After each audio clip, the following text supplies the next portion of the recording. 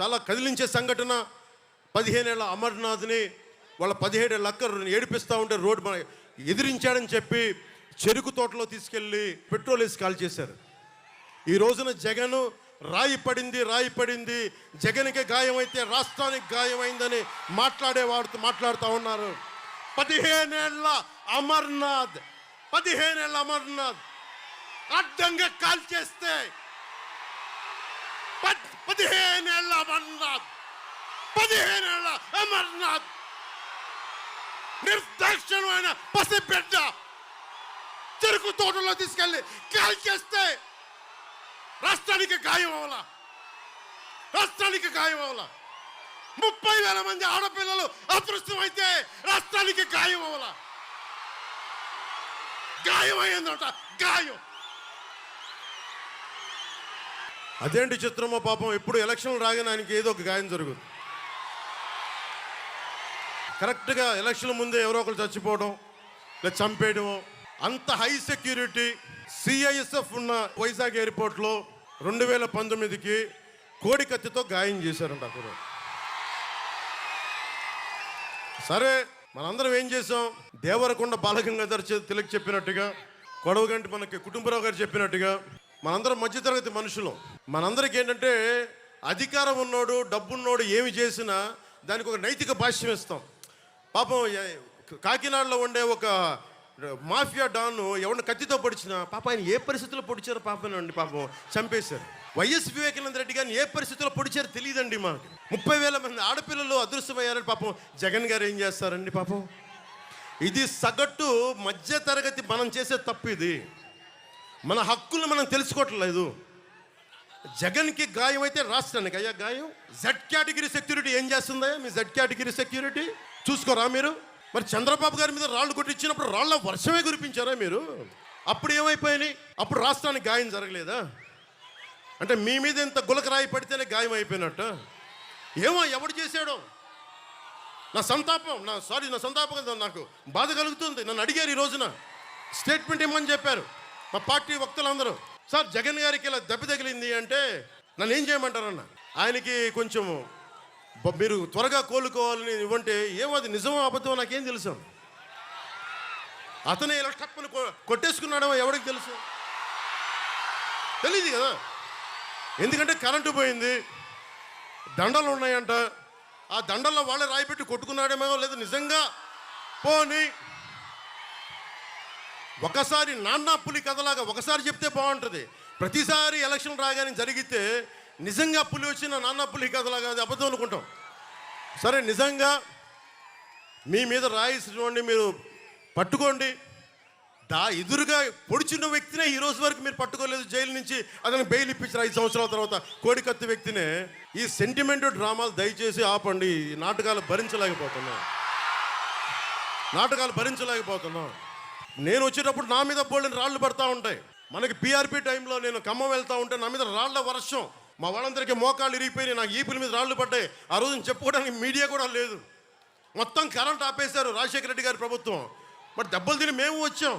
నా స్టేజ్లు కూల్చేశారు. కాదు, నేను ముఖ్యమంత్రి కొడుకుని కాదు కదా, ముఖ్యమంత్రిని కాదు కదా. మన కథలు ఎవరికి తెలియవు. జగన్ గారికి ఇంత రాగానే అయ్యయ్యో ఎంత బాధ జరిగిపోయింది.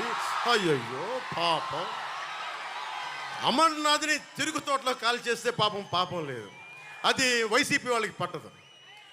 రేపల్లెలో ఒక ఆడపడుచుని దారుణంగా భర్త ముందు మానాన్ని పాడు చేస్తే పాపం దొంగతనం చేయడానికి వచ్చారండి. అలా అనుకోలేదండి. దొంగలని దుర్మార్గుల్ని వెనకేసుకొచ్చే మనుషులు. జగన్ గారితో ఇంత పడగానే నాకు నిజంగా అనిపించింది, జెడ్ కేటగిరీ సెక్యూరిటీ మీరందరూ ఏమయ్యారయ్యా? పోలీస్ అధికారులు ఏమయ్యారు? డీజీపీ గారు ఏమైపోయారు? ఇంటెలిజెన్స్ ఆఫీసర్ గారు ఏమైపోయారు మీరంతా? అందరినీ దాడి చేసే వ్యక్తి అతని మీద దాడి చేయడానికి ఎవడన్నా సాహసిస్తాడా? మీకు ఎంతసేపు పట్టుకోవడానికి?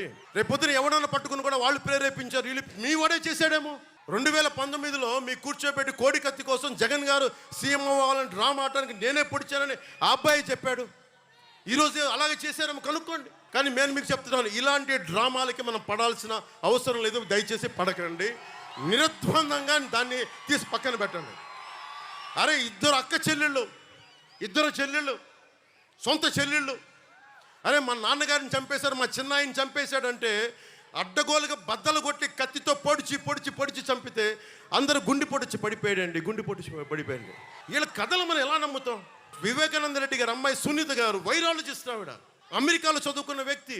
నా తండ్రిని చంపారంటే ఒక్క పోలీస్ అధికారి దాని మీద మాట్లాడు. CBI central bureau of investigation వస్తే కడపలో కోర్టులోకి వెళ్ళనివ్వరు వాళ్ళని. ఇంత దారుణంగా ఉంటే మనందరం కూర్చొని చేతులు ముడుచు కూర్చున్నాం. మనకు పౌరుషం చచ్చిపోయింది. ఎందుకు నేను వ్యతిరేక ఓటును చీలద్దు ఎందుకంటానంటే ప్రజాస్వామ్యాన్ని కూని చేసేవాడు ఒకడు కూర్చొని మనందరినీ పొడుస్తా, చంపుతా, దోపిడీ చేస్తా ఉంటే ఎంతకాలం భరిస్తాం? ఎంతకాలం? సుగాలి ప్రీతి 14 ఏళ్ల బిడ్డని స్కూల్కి వెళ్తే 10 మందిని నాశనం చేస్తే దాన్ని పట్టించుకోడు ఎవడు. జగన్మోహన్కి బొక్క పడితే, చిన్న గులకరాయి పడితే రాష్ట్రం అంతా ఊగిపోద్ది. సగటు మనిషి బాధ మనకి తెలియదు. సగటు మనిషి బాధ మర్చిపోయాం.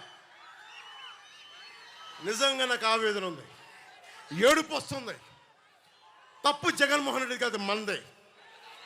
మనకు పౌరుషం చచ్చిపోయింది. ఇందాక తెనాలో చెప్పినట్టుగా దాస్యం చేసే కంటే కూడా చచ్చిపోవడం మేలు. దాస్యాన్ని ఆపేద్దాం.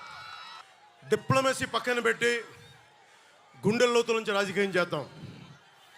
గుండెల లోతుల నుంచి పాలిటిక్స్ చేద్దాం.